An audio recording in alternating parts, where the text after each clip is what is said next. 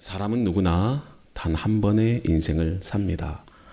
그 누구도 두 번의 기회를 가지지 못합니다. 그래서 그 삶이 얼마나 소중한지를 아는 사람은 그 하루하루를 하나님의 선물처럼 소중히 여기며 살아가죠. 하지만 안타깝게도 어떤 사람은 자신 인생의 무게와 가치를 알지 못한 채 하루하루를 헛되이 살아갑니다. 마치 보석을 진흙 속에 던져버리듯이 자신의 삶을 아무 의미 없이 흘려보내는 것이죠. 나무 한 그루도 자신의 쓰임을 알면 위대해진다는 것 아십니까? 한 나무는 하나님을 찬양하는 악기가 되어서 심령을 울리고, 또 어떤 나무는 기둥이 되어서 행복한 가정에 집을 세우고, 또 어떤 나무는 불꽃이 되어서 추운 밤을 따뜻하게 데워줍니다. 그러나 자신의 쓰임을 모르는 나무는 방치된 채 썩어져 갈 뿐입니다. 우리 인생도 마찬가지입니다. 하나님께서 왜 나를 이 땅에 보내셨는지, 나를 어떤 뜻 가운데 부르셨는지를 아는 순간 그 사람은 인생이 달라집니다. 더 이상 시간을 낭비하지 않아요. 고난이 와도 감사할 줄 알고, 힘들어도 어려운 이웃들을 더 사랑하고, 세상의 가치가 아닌 하늘나라의 목적을 따라 살아간다는 겁니다. 여러분, 이런 인생은 복된 인생입니다. 하나님은 이런 인생을 축복해 주십니다.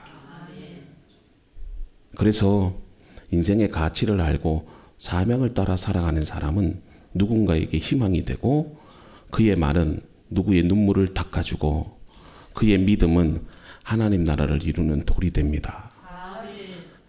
그리고 그런 인생은 하나님의 기억 속에 영원히 남아요. 오늘 본문에 그런 삶을 살았던 한 여인을 우리는 봅니다.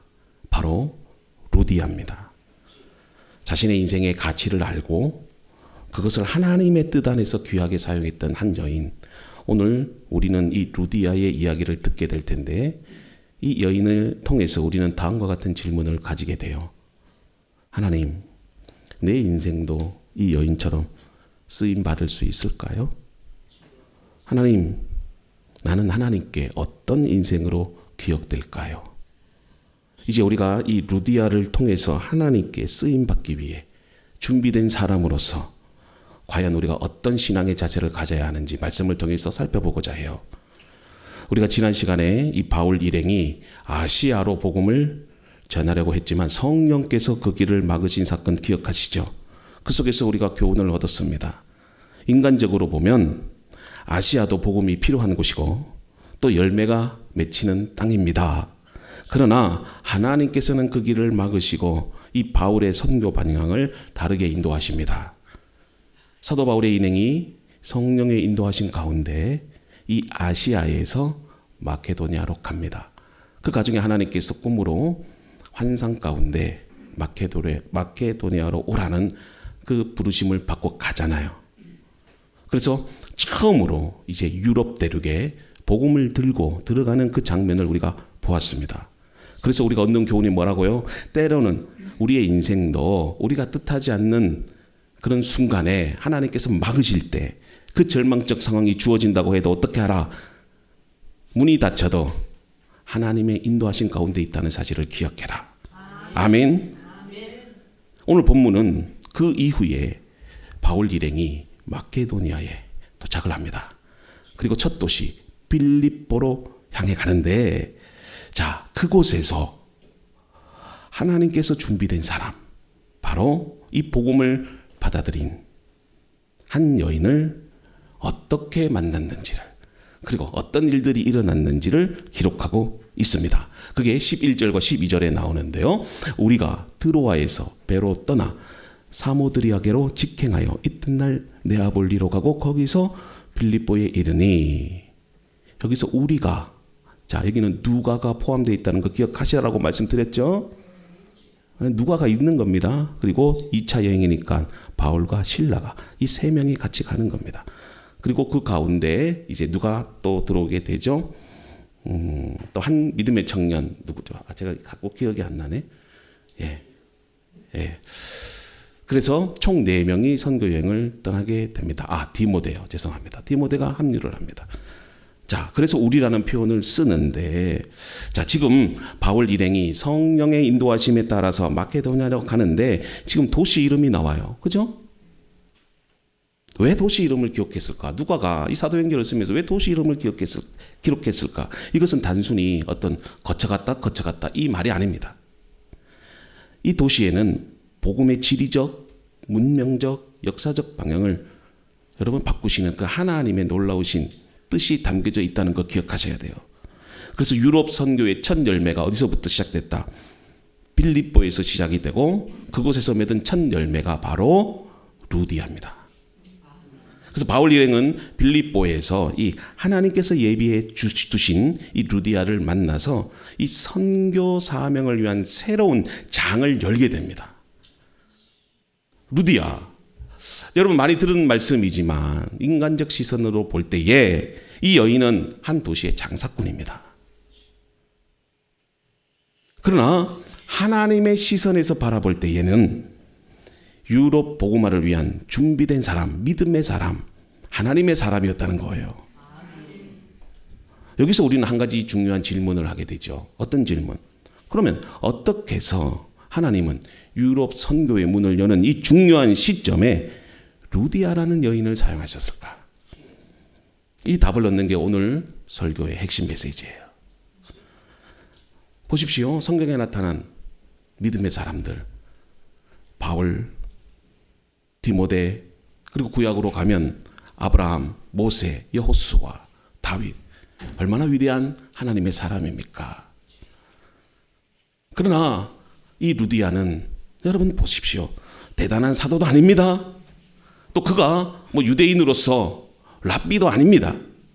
그저 한 도시에서 염색이나 하던 그 옷감을 팔던 그런 여인입니다. 평범한 여인이에요. 그러나 하나님은 이 평범한 여인을 통해서 유럽의 복음의 문을 여는 첫 열매로 사용하시는 거예요. 심지어는 그녀의 집을 여러분 이 빌립보 교회를 세우는 그 역사의 첫 출발로 삼아주셨다는 겁니다. 여기서 우리가 하나님께서 사람을 사용하실 때 세상적 조건이 아닌 하나님 앞에서 준비된 믿음과 그 마음을 중요하게 여기신다는 것을 깨닫게 돼요. 이 부분을 우리가 좀 더 구체적으로 살펴보고자 하는데 사도행전 16장 14절을 보면은요, 두아디라시에 있는 자주 옷감 장사로서 하나님을 섬기는 루디아란 한 여자가, 자, 이런 말씀을 기록하죠. 여기서 루디아를 지금 누가가 어떤 사람이라고 묘사하고 있습니까? 루디아를 두아디라시에 있는 자주 옷감 장사라고 소개합니다. 지금 광고하는 것도 아닙니다. 지금 옷감 많이 팔아달라고 광고하기 위해서 이 표현을 하는 게 아닙니다. 여기서 두아디라는 루디아의 고향을 말해요. 그러니까 이 루디아는 두아디라 출신입니다. 근데 어디로 와서, 거기는 조그마한 시골 도시야. 장사해봤자 안 돼. 어디로 왔다? 빌립보로 온 겁니다. 그래서 빌립보에 와서 이 옷감을 자주색으로 물들여서 그렇게 파는 겁니다. 그 당시에 이 자주색 옷감은 아주 귀한, 여러분들 높은 사람들이 입는 그런 옷이었습니다. 상인이에요. 근데 왜 누가가 여러분 루디아의 고향을 지금 언급했을까요? 지금 누가가 루디아의 고향을 언급한 것은 단순한 지리적 정보가 아니라고 말씀드렸어요. 루디아가 유대인 출신이 아니라는 겁니다. 이방인 출신임을 강조하기 위한 의도가 이 본문 말씀에서 엿보여요. 여러분, 두아디라는 소아시아 지방에 위치한 이방 도시였기 때문에 이 루디아는 혈통적으로 유대인이 아니었지만 우리가 14장 중반절을 보면 그녀가 하나님을 경외하는, 하나님을 섬기는 자라고 루카가 기록해요. 이건 엄청난 사건 아니겠습니까? 이것을 통해서 우리가 뭘 깨닫습니까? 하나님께서 유대인뿐만이 아니라 이방인에게도 복음을 확장시키고자 하시는 그 하나님의 의지를 우리가 볼 수 있다는 겁니다. 그래서 루디아를 선택하신 거예요. 루디아는 두아디라처럼 상업과 이방 문화가 혼재한 도시에서 자라났지만 또 그곳에서 세속적 가치에 휩쓸리지 않았습니다. 오직 하나님만 찾았던 사람이었어요. 그래서 우리가 추가적으로 좀 더 이 주인공 루디아를 구체적으로 더 잘 이해하기 위해서 이 바울 일행이 복음을 전하고 또 루디아가 자색 옷감을 만들어서 상업 활동을 했던 그 도시 빌립보에 대한 이해가 좀 필요해요. 여러분, 빌립보는 오늘날로 말하면 그리스 북부 지역입니다. 정확하게는 마케도니아 지방 동쪽에 있는 도시입니다. 근데 이 빌립보는 로마 제국의 전략적 요충지입니다. 왜냐하면 그 관문이 여러분들 이 동방의 그 어디입니까? 그 이방 침략으로부터 이 막을 수 있는 최전선이었고 요충지였어요. 그래서 거기에는 여러분 군사적 성격이 강한 도시였습니다. 그래서 많은 로마의 군인들이 거기에서 주둔하고 있었던 거예요. 그래서 여러분 유대인 공동체는 지극히 소수였습니다. 유대인들은 전통적으로 기억하세요. 10명 이상의 남자가 있어야지만 회당을 세울 수 있어요. 근데 빌립보에는 그 10명의 유대인 남자조차도 없었다. 그래서 공식적인 회당이 존재하지 않았습니다. 그 결과 이 신실한 유대인들과 여인들은 하나님을 예배하고 싶어 해요. 근데 회당이 없어요. 그래서 주로 이방인들이나 또 하나님을 경외하는 또 유대인들은 주로 강가나 야외에 모여서 하나님을 예배했다는 겁니다. 자, 이런 상황에서 루디아도 지금 하나님을 경외하는 마음으로 어디로 갔어요? 강가로 갑니다. 그래서 거기서 뭘 했다? 예배드리고 있었어요. 거기서 누구를 만난 겁니까? 바울 일행을 만납니다. 그것을 13절과 14절 중반절에 나와요. 안식일에 우리가 기도할 곳이 있을까요? 문 밖 강가에 나가 어떤 여자가 들었으니 그의 이름은 루디아라. 앞에서도 언급했듯이 루디아는 여러분 장사꾼입니다. 바빠요. 여러 가지 일을 감당해야 했어요. 또 여성으로서도 여러 가지 사회적인 제약도 많이 있었을 겁니다. 그럼에도 불구하고 여러분 루디아는 시간을 따로 구별해서 뭘 했다? 강가에 나가 예배했다는 거예요. 아멘. 여러분 장사 한번 해보세요. 시간 내기가 얼마나 힘든지. 그것도 보부상입니다. 보부상. 근데 그녀는 시간이 없음에도 불구하고 의도적으로라도 의무적으로라도 강가에 나가서 하나님을 예배했다는 겁니다. 아멘. 잘 보세요. 그녀의 예배는 어떤 형식을 갖춘 예배가 아닙니다. 여러분 예배 장소도 없어요. 그리고 목사님도 없어요. 누가 인도하지도 않아요. 마땅한 의식도 없어요. 근데 그녀는 하나님을 향한 마음 하나로 하나님께 뭐 했다? 예배했다는 겁니다. 그러면 여기서 우리가 첫 번째 주제, 하나님께 쓰임받기 위해서는 어떤 사람이 돼야 된다? 예배하는 사람이 되자. 자, 앞뒤 좌우 예배하는 사람이 됩시다. 여러분 하나님께서 예배자를 찾으신다. 자, 다시 흥분을 가라앉히시고 오늘 은혜 충만히 임할 겁니다. 하나님이 예배자를 찾으신다고 하는 그 교훈은 여러분들이 잘 알고 있는 요한복음 4장에 나타나요. 요한복음 4장 23절을 보면 아버지께 참으로 예배하는 자들은 영과 진리로 예배할 때가 오나니 곧 이때라. 아버지께서는 이렇게 자기에게 예배하는 자들을 찾으시느니라. 하나님이 어떤 사람 찾는다고요? 지식이 많은 사람? 재능이 많은 사람인가요? 아니면 부자 사람? 이것도 저것도 아니고 착하고 순수하면 될까요? 아닙니다. 하나님은 예배하는 자를 찾으십니다. 마음으로 하나님을 갈망하고 있는 예배하는 자들에게 하나님이 쓰시는 거예요. 자, 루디아는 이미 기도하는 사람이었고 또 하나님을 경외하는 사람이었어요. 그래서 그녀는 강가에서 정말 뜨거운 마음으로 예배하고 있었던 겁니다. 바로 그때에 누가 오는 거예요? 하나님이 바울 일행을 보내십니다. 이미 하나님께서 루디아를 준비하고 계셨어요. 그래서 하나님은 영과 진리로 예배하고 있던 이 루디아의 예배를 받으시고 그녀의 마음을 여시는. 그래서 바울의 말을 귀담아 듣게 하시는 겁니다. 여기서 중요한 게 뭐냐?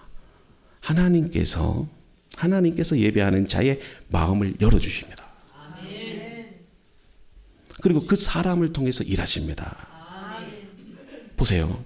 이 루디아가 지금 예배할 장소가 없다고 해서 예배를 포기한 게 아니잖아요. 우리는 대부분 목사님 교회가 없는데 어떻게 예배합니까? 그 자리에서 예배하면 됩니다. 우리 교회도 설립되기 이전에 저희 어머님 2층 거기서 예배 드렸다니까요. 그래서 감동이 돼서 이 로덴교회를 세운 겁니다. 그 제가 청빙 받아서 왔어요. 열린 마음으로 강가에 모여 하나님을 찾고 예배하는데 이 여인은 힘쓴 겁니다. 그러니까 환경 탓하지 말아요. 어떤 상황에서도 하나님을 예배하는 삶을 이 여인은 선택한 겁니다. 그런 예배자의 마음을 하나님이 여시는 거예요. 그리고 기쁘게 받으시고 그녀를 여러분 유럽 복음의 첫 열매로 사용하신다. 얼마나 큰 영광입니까? 루디아가 어떻게 복음을 듣게 되었다고요? 예배할 때, 예배 중에 이 바울을 통해서 들려진 그 복음이 그녀의 인생을 바꾼 겁니다.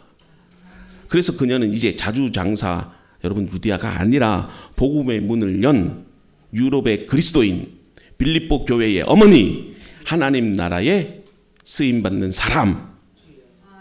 그 시작은 예배였다는 겁니다. 그래서 14절에 이렇게 말씀해요. 주께서 그 마음을 열어 바울의 말을 청종하게 하신지라. 여러분 이 말씀은 여러분들이 오늘 다른 건 다 잊어먹어도 꼭 기억했으면 좋겠어요. 이 구절은 예배하는 자에게 어떤 일이 일어나는지를 말씀해 주는 말씀입니다. 하나님은 전심으로 예배하는 자의 마음을 열어주십니다. 그리고 그 말씀을 마음을 통해서 받게 하십니다. 열린 마음을 통해서 받게 하셔요.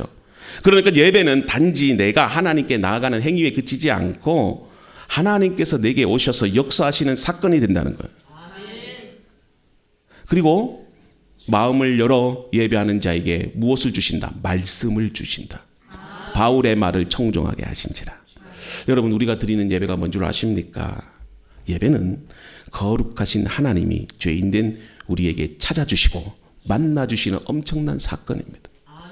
이게 얼마나 큰 은혜인지를 사람들이 모르니까 예배 안 드리는 거예요. 하나님 없이 살 수 있습니까? 우리가 어떻게 하나님 자녀가 될 수 있겠습니까? 예배를 통해서 하나님께서 우리를 자녀로 회복시켜 주시고 은혜를 베푸시고 마음의 문을 열게 하셔서 이 세상 가운데서 하나님 나라를 위해서 쓰임받게 하시는 거예요. 루디아의 변화는 예배로부터 시작된 겁니다. 예배하던 중에 가슴이 뜨거워지고 마음이 열렸고 그때 하나님께서 바울의 일행을 보내서 복음을 듣게 하셔서 그를 변화시킨 거예요. 이게 예배입니다. 그래서 그의 삶을 전체를 하나님 나라의 복음을 위해서 헌신케 하시는 거예요. 이 빌립보 지역에서 이 그녀를 통해서 최초의 교회가 세워지게 됩니다. 그러므로 여러분 예배는 하나님의 역사를 시작하게 하는 첫 출발이 됩니다. 저는 우리 교회도 정말 예배에 집중하고 예배에 은혜가 넘치는 교회가 되면 좋겠습니다. 하나님은 반드시 우리 교회를 부흥시킵니다. 저는 그렇게 믿어요.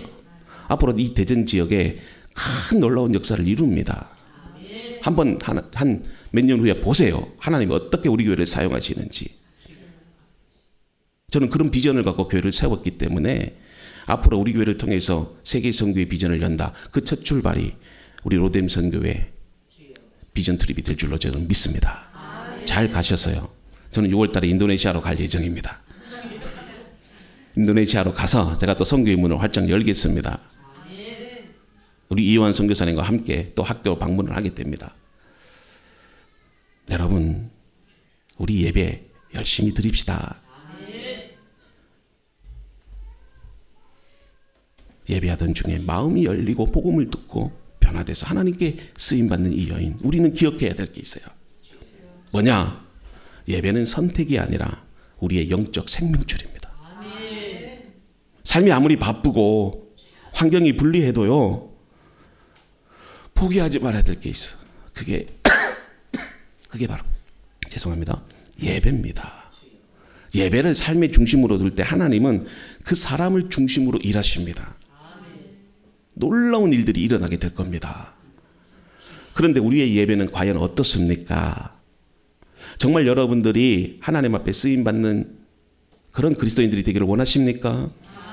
여러분들의 자녀들이 정말 하나님 나라를 위해서 쓰임받기를 원하십니까?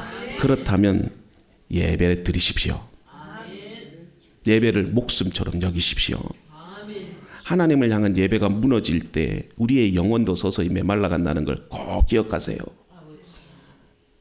그러나 우리가 예배할 때 하나님께서 여러분들 안에 새로운 생명을 불어넣으십니다. 놀라운 하나님의 일들을 예배하는 여러분들을 통해서 이루십니다. 사업이 복받기를 원하십니까? 가정이 복받기를 원하십니까? 여러분들의 인생이 복받기를 원하십니까? 우리 교회가 부흥되기를 원하십니까? 이 나라와 민족이 하나님의 나라가 되기를 원하십니까? 예배자가 되십시오. 예배는 하늘의 문이 열립니다. 지금도 하늘의 문이 열립니다. 천군 천사들이 우리와 함께 있습니다. 그래서 하나님의 마음이 여러분들의 마음에 새겨지는 거예요. 그래서 우리가 예배할 때 하나님이 말씀하시고 치유하시고 여러분들을 인도하시는 겁니다. 루디아가 강가에서 예배했을 때 빌립보 교회가 시작됐듯이 여러분들의 비록 작은 예배지만 하나님께서 크신 그 역사의 출발점이 될 수 있음을 기억합니다. 그래서 어려움 속에서도 예배만은 포기하면 안 됩니다. 주일날 골프 가지 마시고 그리고 놀이동산 가지 마시고 예배하고 가겠다, 그런 마음을 가지세요. 제가 오늘 아침에 우리 조기태 집사님이 오셨는데 일하다가 허리를 다치셨어요. 그래서 제가 걱정이 되는 거예요. 병원에 가야 될 텐데, 그런데도 이제 MRI를 또 이렇게 받아야 되는데, 근데 우리 교회 예배 드리러 왔어요. 할렐루야. 우리 교회가 이런 교회입니다. 이런 성도들이 있습니다. 저는 가서 또 자랑해야지. 제가 많아서 행복한 게 아니라 이런 성도가 있어서 저는 행복한 거예요. 그래서 우리 교회는 좋은 교회고 멋진 교회예요.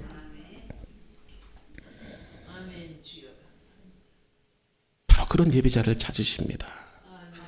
그래서 우리 교회도 예배의 사명을 붙들고 나갑시다. 그리고 예배를 통해서 하나님께 영광 돌리는 우리 로뎀 여러분들이 되실 수 있기를 바랍니다. 그리고 두 번째는 이 루디아는 하나님 앞에 헌신했다는 겁니다. 희생했다는 겁니다. 여러분, 하나님께서 그 마음을 여시고 복음을 받아들일 수 있도록 이제 루디아를 통해서 큰 일을 이루시는데, 무엇보다도 예배하고 나서가 중요하다는 거 기억하셔야 돼요. 반응이 중요해요. 근데 이 여인은 하나님의 부르심에 헌신합니다. 그리고 자신의 집을 오픈해요. 그리고 자신의 삶을 하나님 나라의 복음 사역을 위해서 내어드립니다. 그래서 하나님께 쓰임받기 위한 두 번째 조건이 뭐냐? 마지막인데, 전적인 헌신과 희생이 있어야 된다는 겁니다.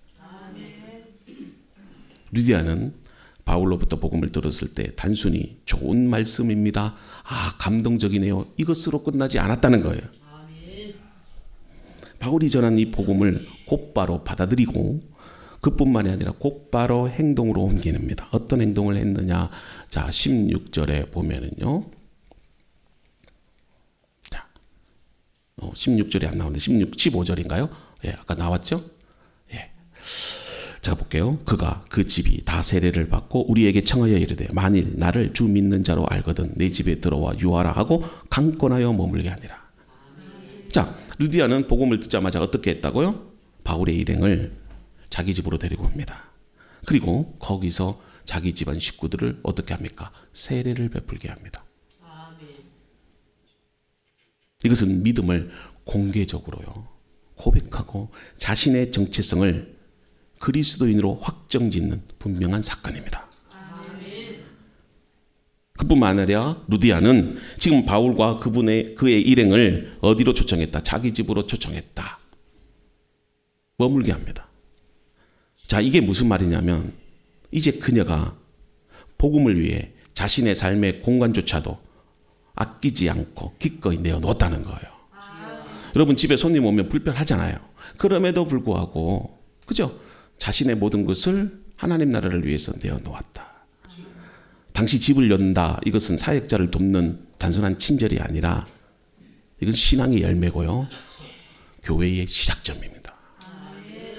그래서 루디아의 집이 여러분 빌립보 교회의 기초가 된 겁니다. 초대교회 시대에는 교회가 따로 없었기 때문에 신앙 공동체가 가정에서 모였는데 그 루디아의 집이 바로 그 중심지가 됐던 거예요. 그녀의 헌신을 통해서 복음이 뿌리 내릴 수 있는 터전을 이 여인이 제공한 겁니다. 마찬가지입니다. 여러분들의 가정이 변화되기를 원하세요? 우리 교회가 부흥되기를 원하세요? 하나님께 헌신하세요. 마음에 감동이 된다면 믿음으로 희생하세요. 희생 없이 되는 게 뭐가 있겠습니까? 많은 사람들이 하나님께 쓰임 받는다. 말은 잘해요. 근데 실질적으로 헌신하지 않아요. 여러분, 변화는, 은혜는, 쓰임 받는 것은 단순한 열망이나 열정으로만 되는 게 아닙니다. 하나님 손에 붙들려야 됩니다. 그러기 위해서는 조건이 있어요. 뭡니까? 헌신과 희생이 따라와야 된다. 그래서 어거스틴이 다음과 같이 말을 해요. 위대한 일은 큰 능력으로 이루어지지 않고 작은 희생이 쌓여서 이루어진다. 그리고 보네포는요, 십자가를 지지 않고서는 그리스도를 따를 수 없고, 네, 앞에죠. 따를 수 없고, 잘못 내와 있는데, 희생이 없이는 하나님 나라를 세울 수 없다. 그렇게 말을 합니다. 오늘날 이 땅을 살아가는 여러분 그리스도인들의 가장 큰 문제점이 뭐라고 생각하세요? 저는 단호하게 말합니다. 신자는 많은데 제자는 없다는 거예요.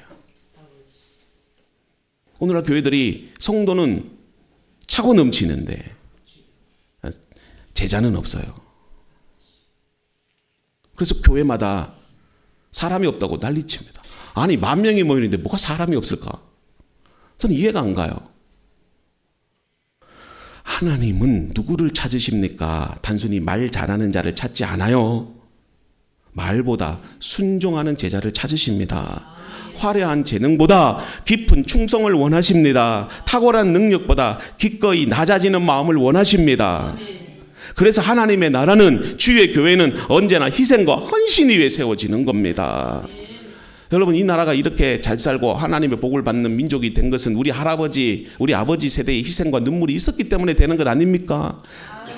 그 지긋지긋한 가난 속에서 6.25 전쟁과 일제치하 속에서, 민주화의 과정 속에서 어느 나라 주목하지 않았던 이 가난하고 못 살고 힘든 민족이 우리 아버지, 할아버지 세대들의 희생과 눈물과 헌신으로 인해서 이렇게 세계 초인류 국가가 된 게 아닙니까? 옛날에는 일본 따라잡자, 이미 일본 따라잡았습니다. 이제는 우리나라가 미국에다가 자동차 공장을 짓는 나라가 된 거예요. 미국은 자기들 농산품 팔아달라고 애걸복걸 합니다. 이런 나라가 되기까지 가만히 있으면 되는 겁니까?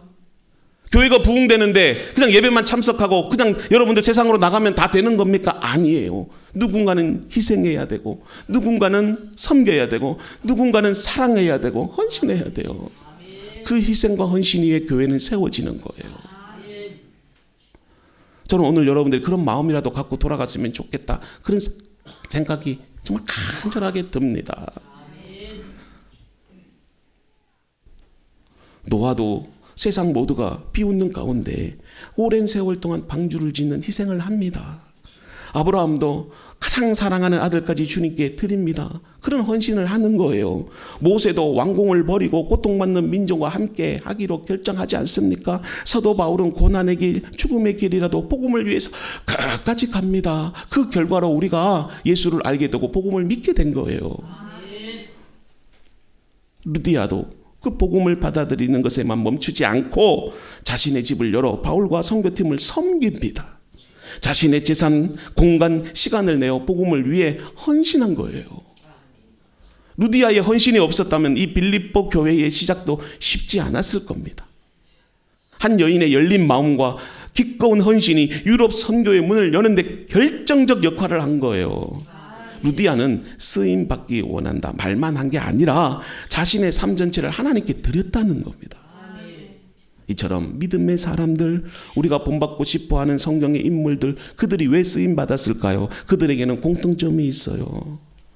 내가 살아서는 하나님이 일하실 수 없다고 고백한 거예요. 내가 죽어야 비로소 하나님이 일하신다, 이 진리를 깨닫는 사람이었다는 것입니다. 자기를 부인하고 자기 십자가를 지고 주님을 따라간 사람들이에요. 오늘 우리 이 시대를 살아가는 여러분들도 가장 필요한 것이 뭘까요? 영적 감동이 아닙니다. 영적 결단입니다. 영적 헌신입니다. 하나님 손에 붙들린 도구가 되기 위해서 우리는 더 희생하고 더 온전히 헌신해야 합니다. 나는 죽고 그리스도가 사는 삶, 이것이 참된 쓰임의 길입니다. 하나님께서 오늘 여러분들에게 묻고 계십니다. 너는 나를 위해 얼마나 울었니? 너는 로뎀 교회를 위해 무엇을 내려놓았니? 너는 세상을 위해, 가정을 위해, 이 나라를 위해 어떤 대가를 치렀니? 여러분, 이 질문 앞에 한번 서보세요. 말뿐인 믿음을 내려놓고 행동하는 믿음으로 나가야 됩니다. 주님께 쓰임받고 싶으십니까? 여러분들의 자녀들이 하나님 나라를 위해서 쓰임받기를 원하십니까? 주의 길을 따라가야 됩니다. 그 길은 고난의 길이고 희생의 길이며 좁은 길입니다. 그러나 바로 그 길이 하나님의 영광을 가장 크게 드러나는 길입니다. 그래서 오늘 주님께서 여러분들에게 이렇게 말씀합니다. 내가 나를 따르려거든 내 십자가를 지고 나를 따라라. 그 부르심에 여러분 어떻게 응답하시겠어요? 자, 오늘 말씀의 결론을 맺겠습니다. 우리 반주 한번 부탁할게요. 우리 짧게지만 함께 기도했으면 좋겠는데, 여러분, 루디아는요 뛰어난 학자도 이름난 지도자도 아닙니다. 그러나 그녀는 예배하는 사람이었습니다. 하나님께 헌신하는 사람이었습니다. 우리도 그렇게 살아야겠다고 결단해야 되지 않겠습니까? 하나님은 어떤 사람을 찾는다고요? 자신을 드릴 준비가 된 사람을 찾으십니다. 그 준비된 사람이 예배하는 사람이고 헌신하는 사람이었어요. 그러면 우리는 어떤 사람이었어요? 주일이면 예배를 드리고 평일에는 바쁜 일상에 휩쓸려서 하나님을 잊고 살고 있지 않습니까? 이번 한 주간 살면서도 우리가 사순절을 보내고 있구나, 이걸 잊은 적이 얼마나 많습니까? 오늘 이 시간 결단했으면 좋겠습니다. 우리 인생을, 우리의 시간을, 우리의 마음을 다 하나님께 드립시다. 그래서 예배를 내 삶의 중심으로 세우십시오. 예배를 목숨처럼 지키시고, 그리고 이제 우리 세상에서 헌신합시다. 교회를 위해서도 헌신하고, 우리 가정을 위해서 헌신하고, 여러분 눈물을 아끼지 마세요. 하나님은 그렇게 작은 헌신을 통해 교회를 세우시고 가정을 살리시고 세상을 변화시키십니다. 그래서 오늘 여러분들 이렇게 고백하기를 원해요. 하나님, 제 삶을 드립니다. 저를 써주세요. 이런 고백이 우리 가운데 있도록 우리 한 1, 2분간 함께 기도하시고 또 말씀 가운데서 소망을 품고 나가기를 원합니다. 할렐루야. 하나님.